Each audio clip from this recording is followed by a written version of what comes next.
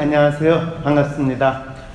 오늘 이 가정의 달이라고 하면서 여러분들 보통 그냥 일 하시느라고 정신없는데 내가 어떻게 살아가는가, 또 내 가족과 어떻게 지내고 있는가, 이런 거를 생각하는 시간을 회사에서 마련을 했다니까 저도 상당히 뜻깊은 시간이라고 생각이 듭니다. 6월 1일 토요일 WPI 초급과정 워크샵이 열립니다. 상담사, 코치를 꿈꾸시는 분, 자신을 알고 주변 사람을 이해하고 싶으신 분, 삶의 방향성을 확인하고 더 나은 삶을 살고 싶으신 분, WPI 워크샵에 참여하여 상담가로서 커리어도 개발하고 사람에 대한 이해와 삶의 지혜를 얻어가세요. WPI 초급 워크샵 관련 문의는 위즈덤 센터로 연락 바랍니다. 그래서 오늘 제목은 행복한 가족을 만드는 부부와 자녀의 소통 방식, 이런 제목으로 제가 안 붙였습니다. 이런 주제로 이야기를 나누면 어떨까? 라는 요청이 있어. 참 좋습니다. 누구나 행복하게 살기를 원하고, 특히 가족 구성원들하고 여러분들 대화를 나누면 마음이 따뜻해지고 너무너무 마음이 편해지고 그런 느낌이 들죠? 네, 이렇게 예라고 이야기하시는 분 솔직하지 않습니다. 솔직하지 않습니다. 우리의 삶은 그랬으면 좋겠다지, 실제로 가족 생각하면 아주 행복하고 좋은 마음이 떠오르기보다는 가슴이 답답하고 내가 어떻게 해야 될까 하는 이런 생각이 드는 것이 사실은 정상입니다. 아까 이 중국 사장님이 중국 가정 잘 들여다보면 문제가 없는 데가 없다라는 그 이야기, 중국뿐만 아니라 한국도 그렇고 서양도 마찬가지입니다. 서양 속담에 어느 집 이 장을 열어보면 다 해골 바가지가 하나씩 있다, 이런 식의 속담이 있습니다. 그만큼 누군가에게도 보여주지 못하는 안타까운 비밀, 아픔 다 있는데 어떻게 하면 그거를 잘 간직하고 안 아프게 잘 지낼 수 있습니까? 이럴 때 저도 그런 질문 참 많이 받습니다. 그럴 때 어떻게 하면 좋을까요? 그럴 때 사실은 제가 가장 먼저 이야기하는 건 묻지도 말고요, 따지지도 말고요, 열어보지도 마세요. 그럼 무슨 소리예요? 가족 구성원들끼리 서로 화합해서 이야기를 하고 소통을 해야 되지 않나요? 소통을 해야죠. 이럴 때 저는 인간의 마음에 대해서 우리가 무지하기 때문에, 인간의 마음은 서로 소통하면 문제가 해결될 거라고 믿는 그 마음 때문에 우리의 삶이 더 힘들어진다는 것을 왜 모를까? 아니, 그럼 박사님, 지금 소통 방식을 가르쳐 주러 오신 분이 소통하지 말라는 거예요? 여기서부터 여러분들이 이제 아침에 정신이 번쩍 드실 겁니다. 그랬을 때 대부분의 조직에서 사시는 분들은 문제가 있으면 어떻게 합니까? 문제를 파헤쳐야죠. 그리고 문제를 가지고 따지고 들어야 되죠. 소통을 해야 됩니다. 그 와중에서. 그런데 인간관계에서 인간의 마음을, 내가 저 사람을 마음을 알고 내 마음을 알고 그러려면 소통을 해야 된다라고 막연히 믿는데, 실제로 소통을 한다는 것이 어떻게 이루어집니까를 알면 그 방법에 대해서 여러분들이 다시 한번 생각을 해볼 필요가 있습니다. 어떻게 소통이 이루어지나요? 소통이 잘 이루어지죠?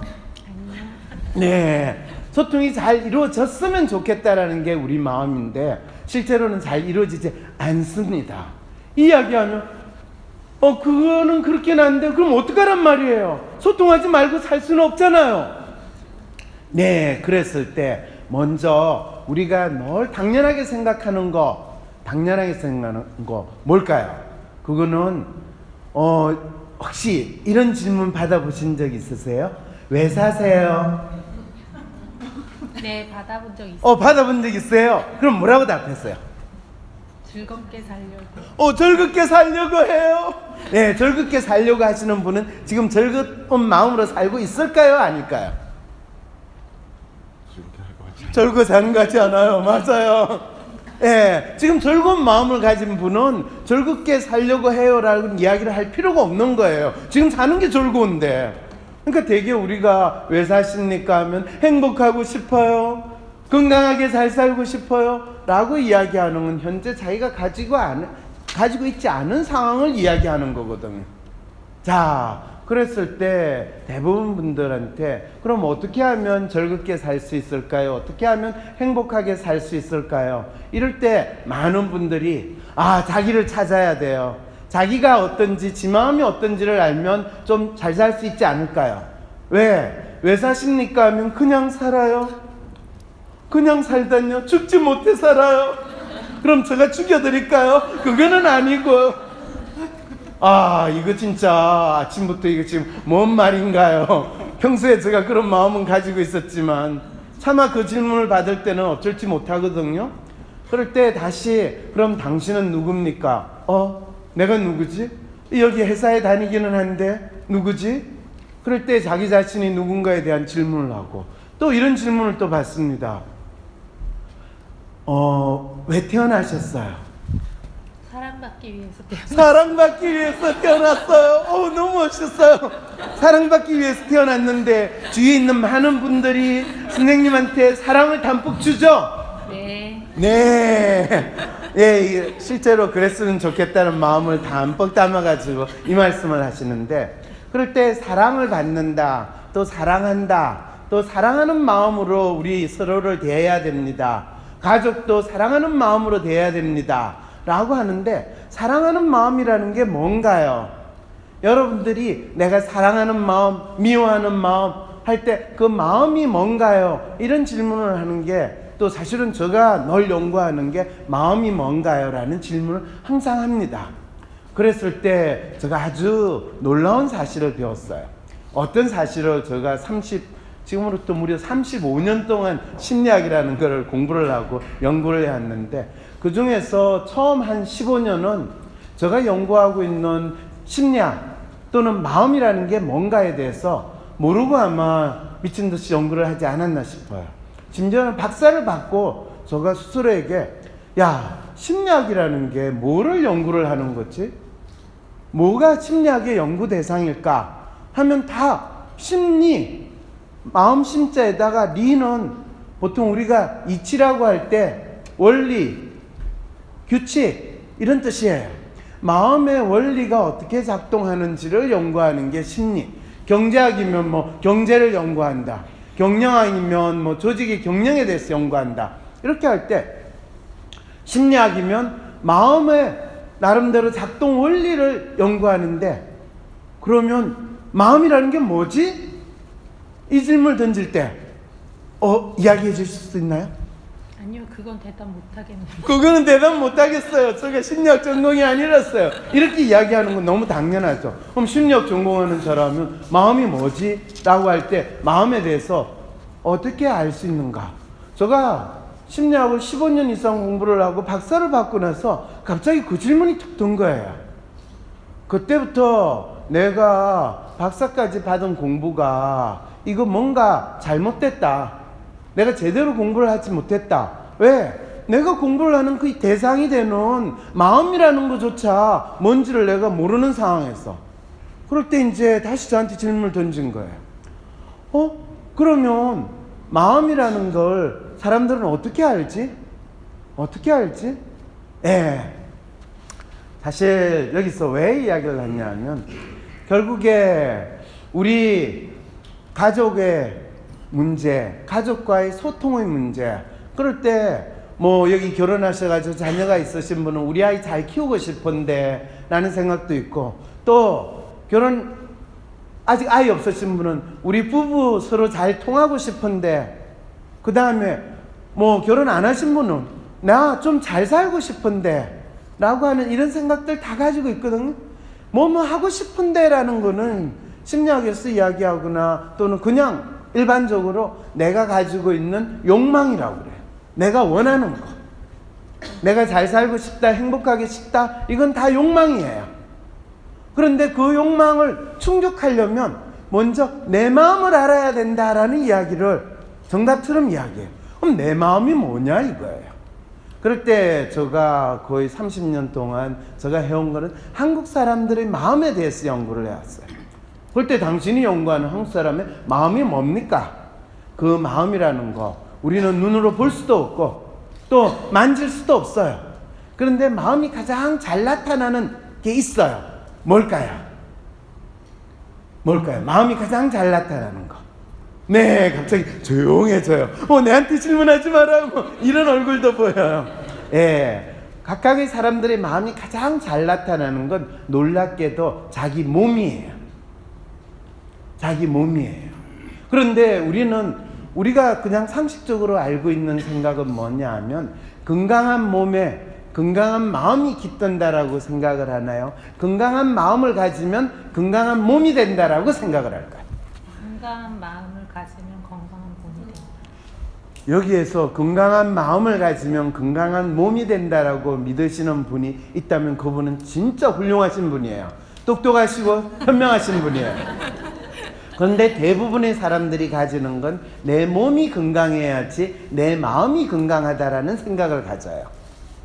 그런데 실제로 부부간에 또는 부모하고 자녀간에 서로 대화를 통한다라고 하면 실제로는 그 대화는 소통을 한다면 마음과 마음이 통하는데 대부분의 사람들이 가지고 있는 문제는 내 마음이 뭔지도 모르는데 자기가 자기 배우자 또 자기 자식하고 소통을 한다.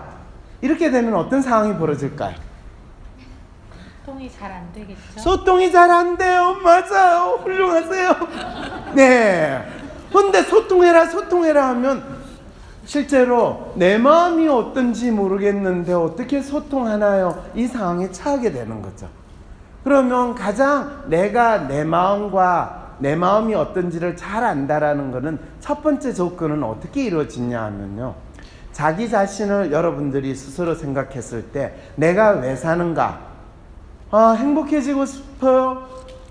잘 살고 싶어요? 그럴 때는 내가 가지고 있는 욕구에 대해서 이야기를 하는 거예요.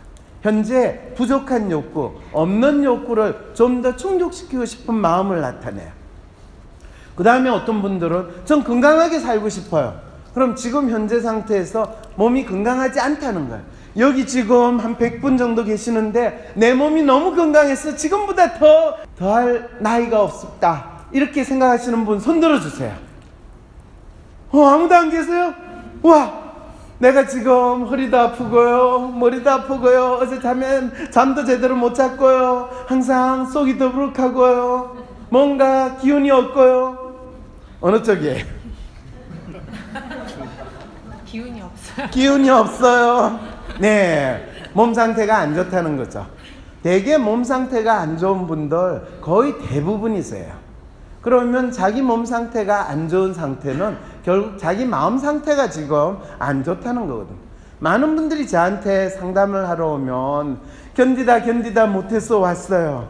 뭘 견디시나요? 그냥 아프고 힘들고요, 잠도 제대로 못 자고요, 두통에 시달리다가요, 허리가 아프고요, 이렇게 항상 마음이 안 좋으신 분들은 일단은 신체 신호가 오는데 더 이상 그거를 견디고 병원에 심지어 갔는데도 의사가 그냥 별 문제 없는데요. 근데 왜 잠을 못 잘까요? 왜 허리가 아플까요? 아마 신경성인 것 같고요. 스트레스 많이 받으셔서 그런 것 같아요. 그럴 때 이제 저한테 옵니다. 그러면 제가 왜 스트레스 받고 있나요? 그는 선생님 마음이시니까 선생님이 아시지 않겠어요? 맞아요. 그러면서 이제 당신의 이야기를 하기 시작을 해요. 당신의 이야기를 한다는 건 자기 마음을 표현한다는 거죠. 여러분들이 사실 이 부모로서 우리 아이, 우리 부부 이래서 문제예요. 어떻게 대화해야 하나요? 이런 질문을 하시는 분들한테 제가 항상 이렇게 묻습니다. 뭘 대화를 하고 싶으십니까? 아니 애가 널 혹은 날 공부는 안 하고 게임만 해요. 아 그렇군요. 그럼 애는 뭘 해야 됩니까? 하루 종일 공부만 하고 있으면 마음이 뿌듯하시겠습니까? 뭐 꼭 그런 건 아닌데. 아니 그런 건 아니라고요? 아니 그러면 선생님은 회사에서 허구한 날 일만 하고 주구장창 일만 하고 있으면 상사는 선생님을 보시면 뿌듯하시겠네요? 아 그거는 아니고요. 아 그럼 어쩌자는 건가요? 아니 적당히 공부도 하고 적당히 게임도 하면 좋지 않겠어요? 아, 그러시군요. 그럼 선생님이 적당히 일도 하고 적당히 놀기도 하고 그러면 상사가 뿌듯하실까요? 그렇지는 않죠. 되게 무슨 마음이신가요? 아니, 그게 아니고요. 우리 애가 공부를 좀 더 잘했으면 좋겠는데요. 아니, 왜요? 아이 입장에서 보면 그러면 우리 엄마 아빠가 회사 일을 더 잘했으면 좋겠다고 믿고 사실까요? 그거는 아니죠, 당연히. 아, 그러면 지금 이 자녀와의 대화를 나누거나 또는 부부간의 대화를 나누거나 심지어는 자기 자신의 대화를 나눌 때 당신이 원하는 게 뭡니까? 당신이 가지고 있는 당신의 마음이 뭡니까? 그거에 대해서 지금 상당히 헷갈리시는 상황이 있다는 거네요. 그렇네요. 저 마음을 저도 모르겠어요. 네, 여기서부터 누군가가 대화를 하고 소통을 한다고 할 때 가장 중요한 거는 내 마음이 어떤 건지를 먼저 아셔야 된다는 이 조건을 충족을 해야 됩니다. 그렇군요. 저 마음이 뭔가요? 네, 선생님 마음은 선생님이 알지 어떻게 제가 아나요? 이렇게 이야기하면 사실 아니, 지금 내가 당신한테 와서 지금 상담을 하는데 그렇게 이야기할 수 있나요? 이런 이야기 당연히 나오겠죠, 그죠? 그래서 저는 누군가의 마음을 그 사람보다 더 잘 읽어주는 사람, 또 읽어주는 역할을 하는 것이 제가 하는 역할이라고 생각을 했습니다. 그래서 제가 쓴 책 제목에 마음 읽기가 있어요. 예, 뭐 책장 사러 놓은 거 아닙니다. 네, 그럴 때 어떻게 대해야 되느냐? 이제 이런 게 하나 이해가 되죠. 초등학교 4학년 남자인데 애는 학원 다녀오면 만화책 보고 정의 적기 하고 그냥 계속 논다. 훌륭하죠? 혹시 자녀분 중에 이런 아이 있습니까? 없습니다. 없어요? 예, 자녀가 없으신 건 아니고요. 우리 애는 학원 다녀오면 또 공부하고 내일 학교 갈 준비하고 또 공부하는 아이다. 숙제나 책가방은 본인이 다 스스로 해놓고 잡니다. 오이, 야, 아주 훌륭한 자녀분을 가지고 계시는군요. 예, 이런 분은 진짜 이 운수대통이라 그러죠. 예, 이거 자연스러운 현상이 아닙니다. 요즘에 이런 아이 있다면 그 아이는 자기 스스로 살아남아야 된다라는 이 생존 욕구가 아주 강한 아이군요. 네, 행운을 잡으셨습니다. 제가 이렇게 칭찬을 해주거든요. 그 다음에 대부분의 부모님들이 자기 아이에 대해서 이야기할 때 스스로 아무것도 안 한다. 정리도 시험 공부 아무것도 안 한다. 놀다가 심지어는 오줌을 참다가 치기도 한다. 우리 아이 뭐 잘못된 거 아니에요? 이래가지고 병원 데려가면 병원에서 의사가 알려주죠. ADHD입니다. 뭐 이런 거. 유사자폐증입니다. 이렇게 이야기하면 그때부터 열심히 애한테 약 먹이면서 애야 제발 병이 나아라 이렇게 이야기해요.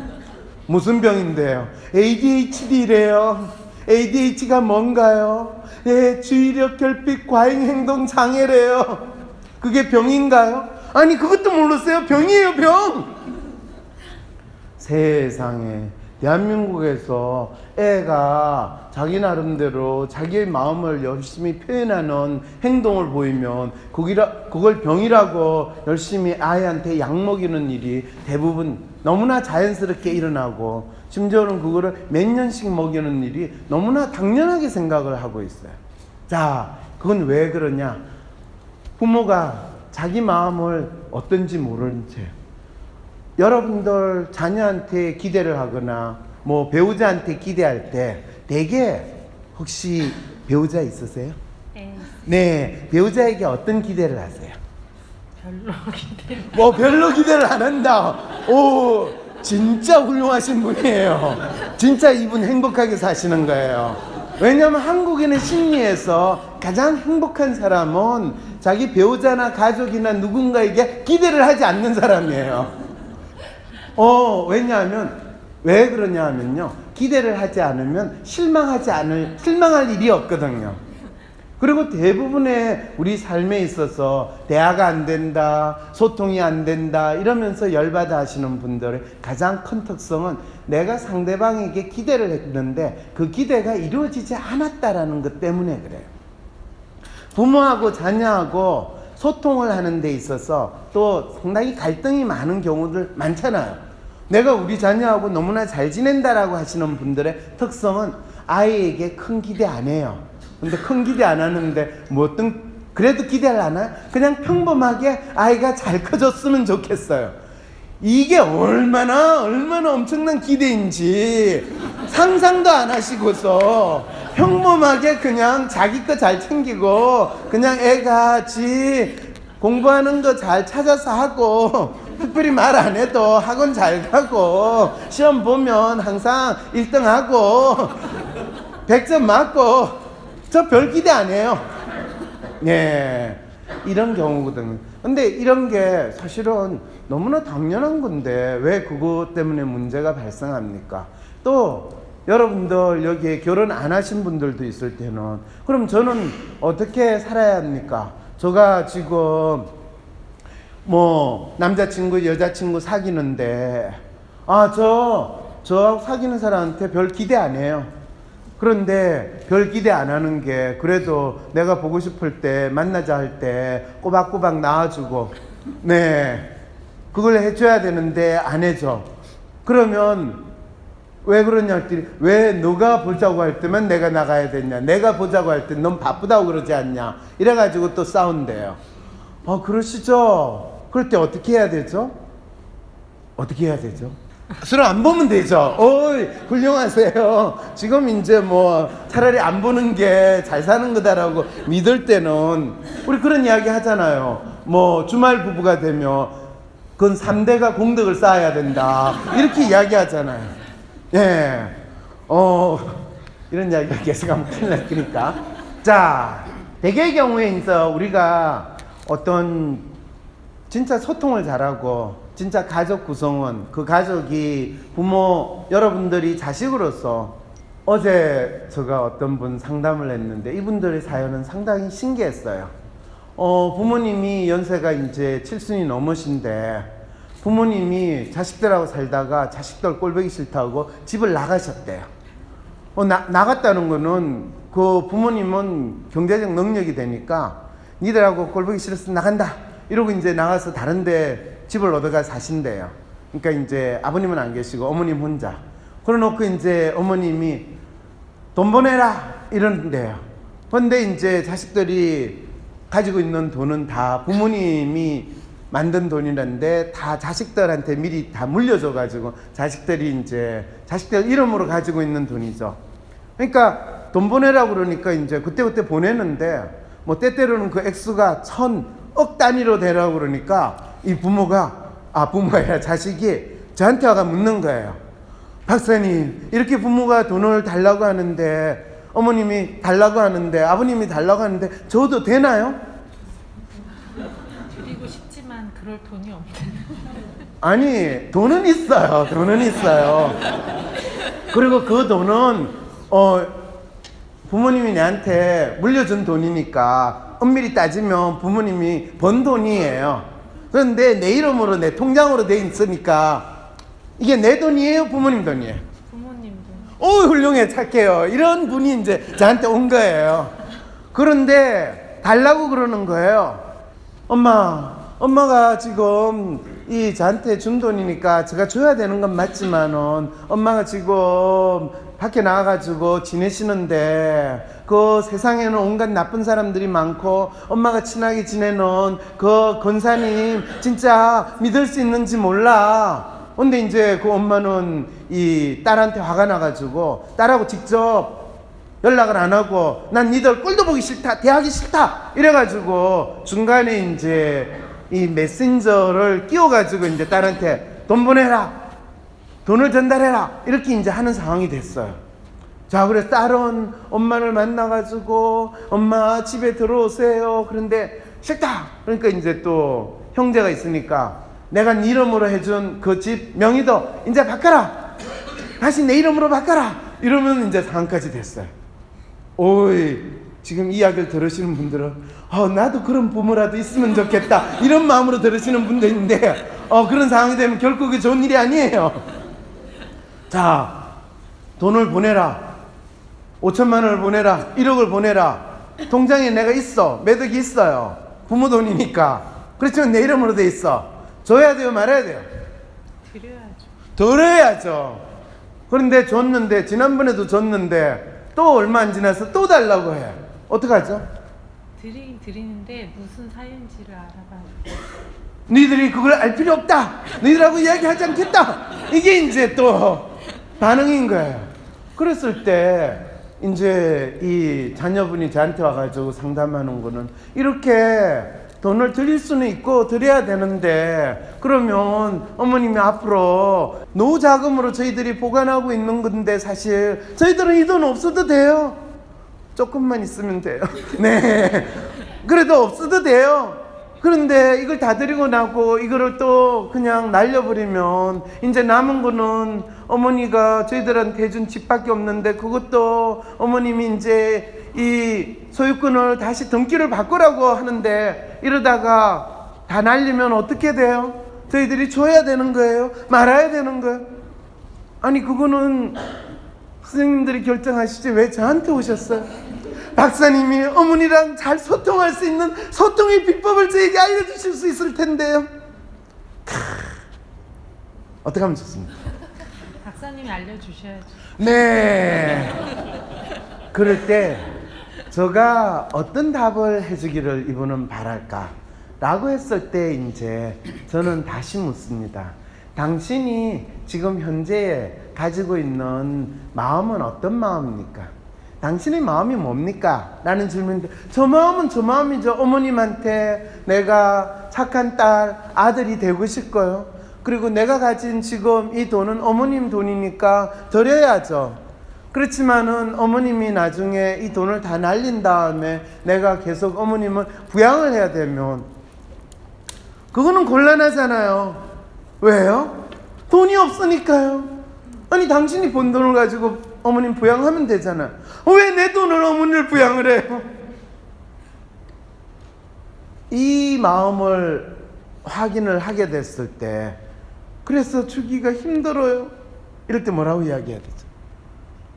힘드실 것 같네요. 예, 힘들 것 같네요. 네, 그렇게 이야기하면 참 답답한 상황이 되죠. 이랬을 때 이제 결국에 당신의 마음이라고 이야기하는 게 뭡니까 하면, 내가 부모님을 돌본다든지 부모님을 생각한다라는 그 마음을 가지고 있는가, 또는 부모님한테 받은 돈이고 부모님 돈이긴 하지만 이 돈을 내가 지키고 싶은 마음을 가지고 있는가, 이거를 먼저 확인합시다 라는 이야기인 거예요. 그럴 때 그거를 이제 뭐라고 이야기하냐, 마음심을 쓸 때 이 마음심이라는 게, 어떤 분은 그러다 마음심이 뜻하는 게 뭔지 아느냐, 우리는 양심을 가지고 있기 때문에 거기에 마음심을 쓰는 거야 이러는데, 글쎄요, 이 중국 한자에서 마음심이라는 것은 뭐를 나타내고 했을까 라는 생각을 항상 해봐요. 그런데 그거를 서양 학문으로서 심리학이라는 게 만들어지고 인간의 마음을 탐구한다라고 할 때 그 마음이라는 건 뭐냐라고 하면요, 제가 그거를 10몇 년 동안 20년 동안 하면서 인간의 마음이라는 게 뭔지를 드디어 찾았어요. 인간의 마음이라는 건 뭐냐 하면 내가 무엇을 믿고 있느냐라는 거예요. 그걸 믿음이라고 했죠. 믿습니다 라고 하는 믿음이에요. 그런데 서양 사람들에게서의 믿음이라는 건 뭐냐 하면요, 수천 년 동안 신에 대한 믿음이었어요.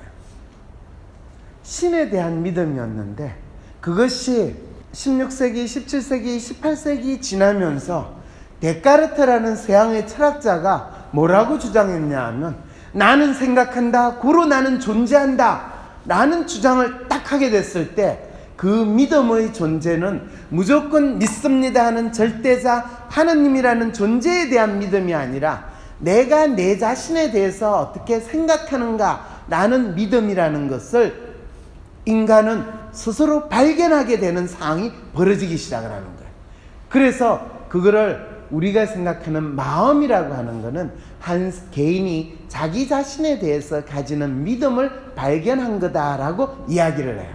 근데 그 믿음을 데카르트는 16세기, 17세기의 철학자인데 발견하고 나서 서양에서조차 그 각각의 개인이 자기 자신에 대해서 가지고 있는 믿음을 과학적으로 연구할 수 있고 그것이 각 사람들한테 어떻게 나타나는가를 확인할 수 있게 되는 과학으로서 심리학이 발전하는 것은 또 그 이후로 거의 300년의 시간이 더 지나가지고 19세기가 됐어야만이 인간은 드디어 각 개인이 가지고 있는 마음이 무엇인가를 과학적으로 직접 탐색을 하고 분석을 하고 또 그것이 어떤 마음이 아니라 마음으로 인해 가지고 몸에서 병이 일어나고 몸이 아프다고 그러고 마비가 되고 이런 현상이 벌어지는가를 확인하게 되었어요.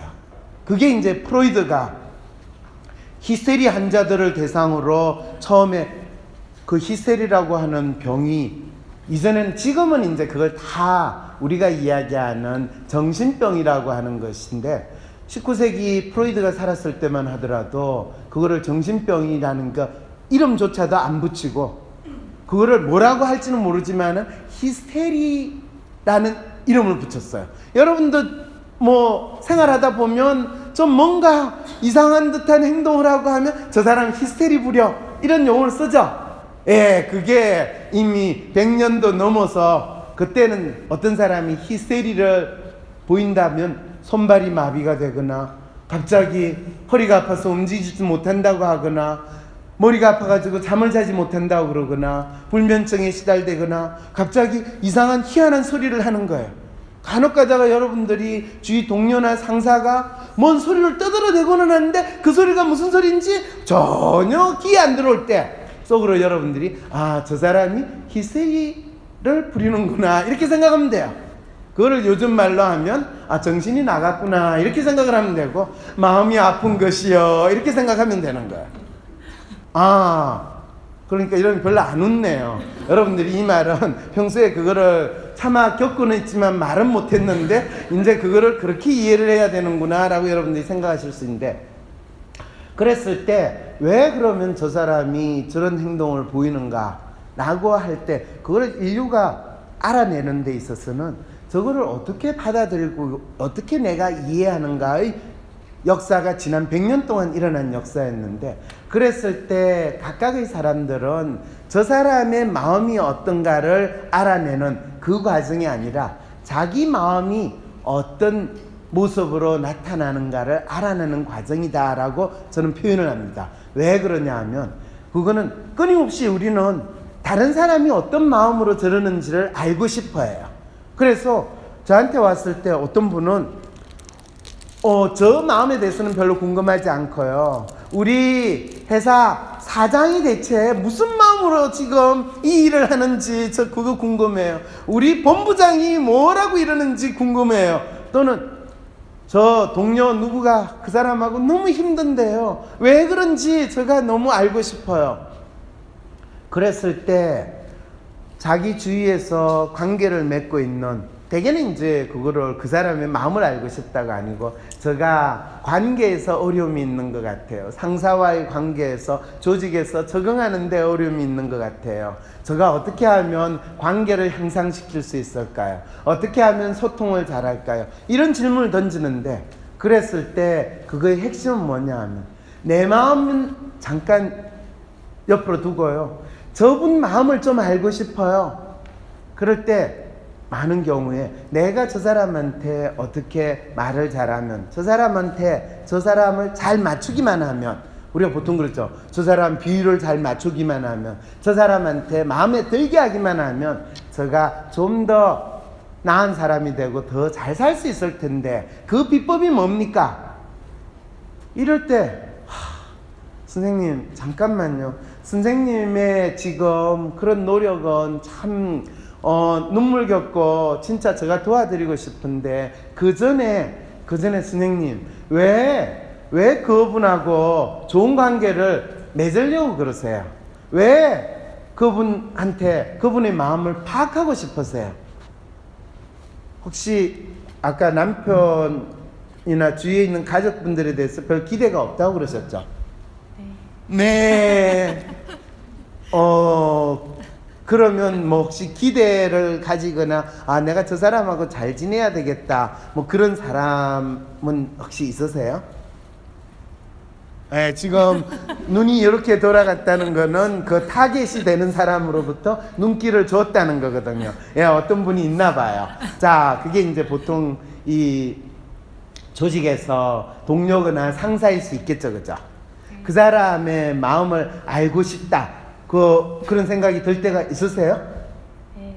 네, 있어요. 그러면 그럴 때 이제 내가 그 사람의 어떤 마음을 알고 싶은가 라는 생각이 만일 든다면 여러분들은 그 문제를 해결할 수 있는 단서가 있는데 그냥 잘 모르겠어요. 무조건 제가 그 사람의 마음을 좀 알았으면 좋겠어요. 이러면 어떤 문제를 가지고 있냐 하면 자기의 욕망이 무엇인지 자기 마음이 뭔지를 모른 채로 무작정 잘 됐으면 좋겠는데요. 비나이다 비나이다 이 마음으로 우리는 다른 사람의 마음을 알려고 하는 상황이 된다는 거예요.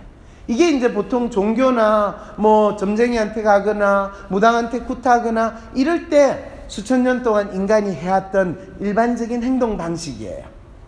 그런데 그렇지 않고 이제는 인간이 스스로 자기 마음이 뭔지를 알려고 하고 자기가 가지고 있는 마음이라는 것은 자기 자신에 대해서 어떤 믿음, 무엇을 생각하고 있느냐에 따라서 자기 마음을 알게 되면 놀랍게도 다른 사람의 마음을 볼 수 있는 능력을 가진다라는 게 지난 100년 동안 심리학에서 연구를 하면서 알아낸 놀라운 사실이에요. 나는 소심한 사람인 것 같은데. 아니, 어떨 때는 활발하기도 하고. 나도 모르겠는 나의 진짜 마음을 밖으로 꺼내서 눈으로 볼 수도 없고. 어떻게 해야 진짜 내 마음을 확인할 수 있을까요? 내 마음의 MRI, WPI 검사를 해보세요. WPI는 대한민국 대표 심리학자 황상민 박사님이 10여 년간 연구 개발한 성격과 라이프 스타일의 과학적인 진단 방법입니다. 내 마음을 비춰주는 마음의 거울 WPI. 내가 어떤 사람인지 지금 알아보세요. WPI 검사는 인터넷 검색창에 황상민의 심리연구소를 검색해서 할 수 있습니다. 위즈덤 센터가 삶을 고민하는 많은 분들에게 사회적 기업 활동으로 무료 상담을 받을 수 있는 프로그램을 만들었습니다. 상담 비용이 부담스러우신 분, 자신의 고민이나 아픔의 정체가 무엇인지 알지 못해 상담을 주저하셨던 분을 위해 상담 기회를 제공합니다. 상담을 통해 자신의 마음을 확인하고 자신의 문제에 대한 통찰을 경험할 수 있을 것입니다.